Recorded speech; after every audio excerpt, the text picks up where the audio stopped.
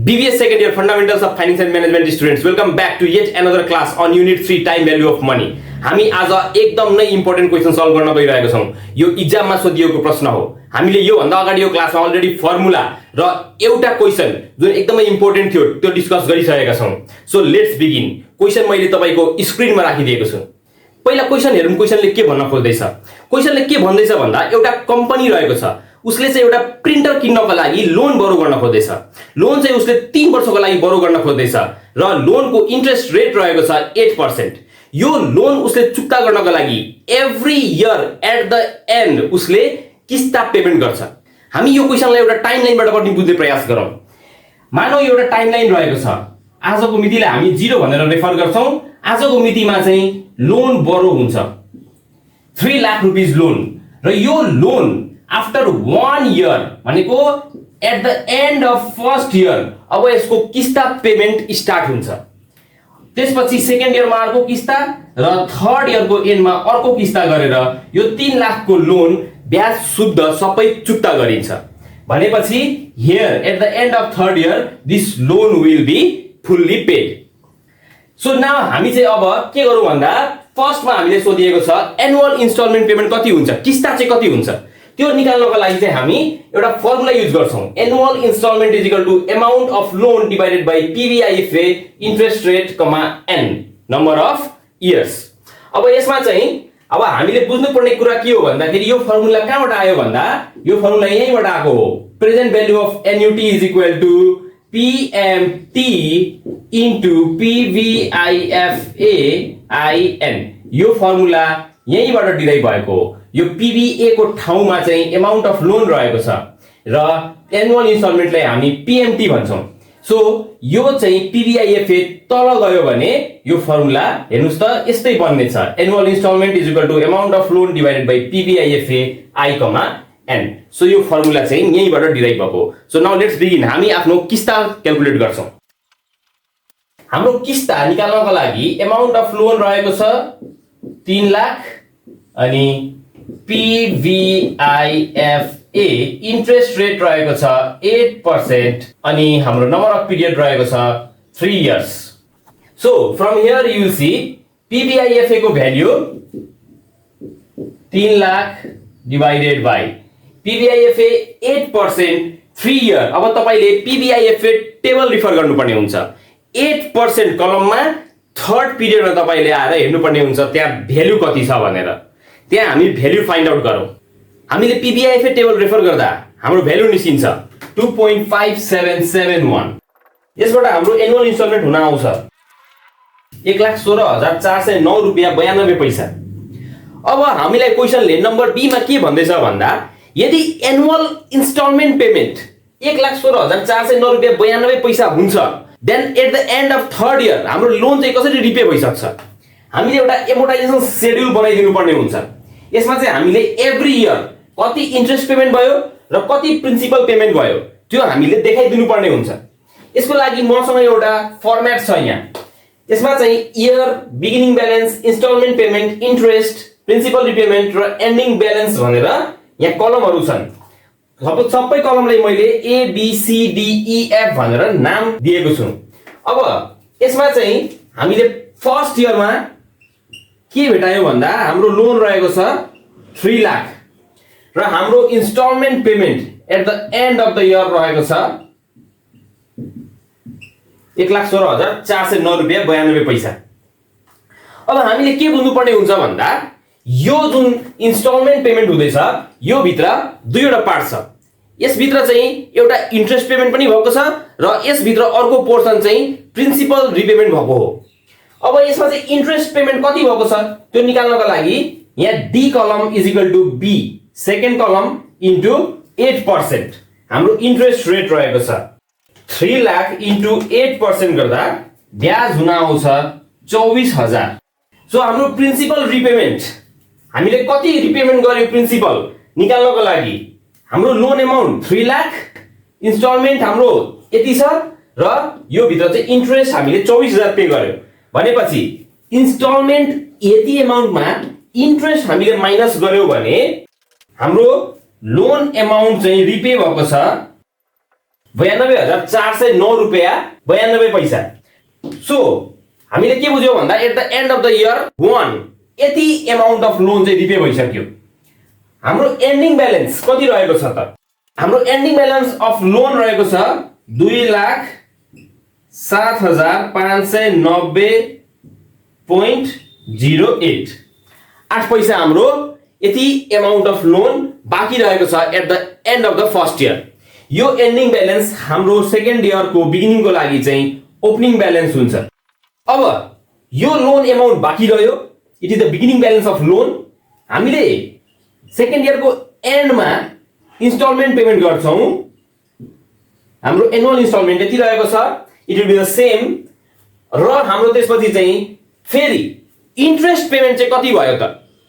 यो इन्स्टलमेन्ट भित्र interest amount पनि छ। इन्ट्रेस्ट निकाल्नको लागि फेरि लोन एमाउन्ट इन्टु 8% गर्दा हाम्रो इन्ट्रेस्ट एमाउन्ट हुन आउँछ 16,607 रुपैयाँ 20 पैसा।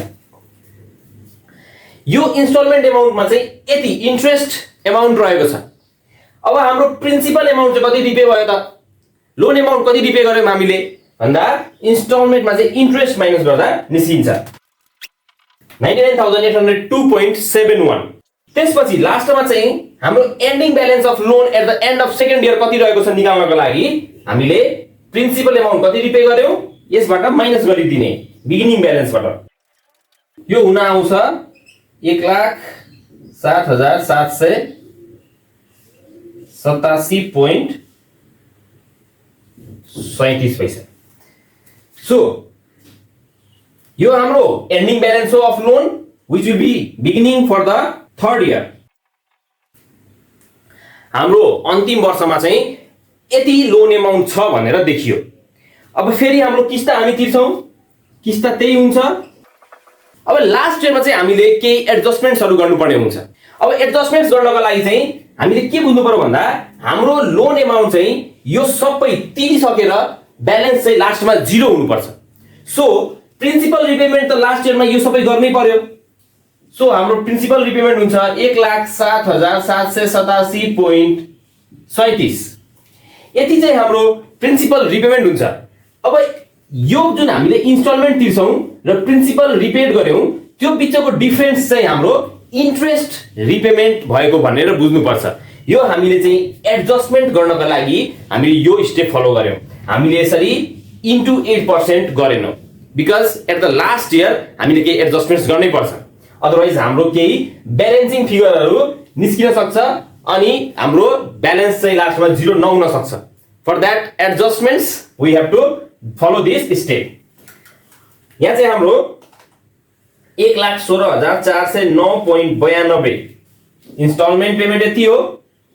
प्रिन्सिपल रिपेमेन्ट 107787.37 गर्दा यो हुन आउँछ 8622.25। हाम्रो इन्ट्रेस्ट चाहिँ यति हामीले एडजस्ट गरेर निकाल्यौँ, यो माइनस यो गरेर। त्यसपछि हाम्रो लास्टमा चाहिँ लोन पुरै रिपे हुन्छ। हेर्नुस् त बिगिनिङ ब्यालेन्स अफ लोन यति छ, प्रिन्सिपल रिपेमेन्ट चाहिँ यहाँ भयो। So our ending balance of loan is 0। So यसरी हाम्रो लोन एमोर्टाइज हुन्छ।